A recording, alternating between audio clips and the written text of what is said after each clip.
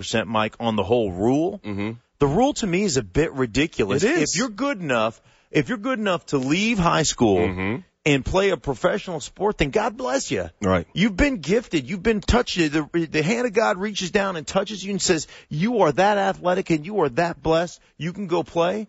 Then go play. What other profession do we have out there where we limit a kid who is a talented, who is a prodigy? You know, we don't say to a prodigy who's a pianist, saying, you can't go and play the piano until you go to college for a while, kid. Right? We don't do that to anybody else, but these NBA basketball, or these NBA potential NBA stars, you've got to go to college for 1 year. That rule is ridiculous. And why is there not some standard rule in the NCAA for all sports? Because baseball is different, football is different. Right. And the baseball, I love the baseball rule, and I don't know why they don't implement this across NCAA. Are you familiar with the college baseball rule? If you declare for college, you got to stay there 3 years, right?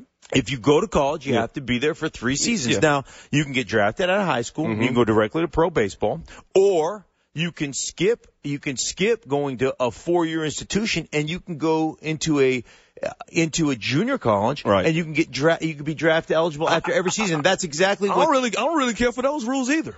I don't really care for the rules that if you declare to go to college, you got to stay there for 3 years. You got to make a commitment in baseball, because we all develop at different times in the different phases. You know, what if somebody after their freshman year, they have a great season? What do we always talk about when we're talking about stock? We're talking about draft stock. Right. What if somebody's stock is at an all-time high? Look at Jadeveon Clowney, for example, with South Carolina out there.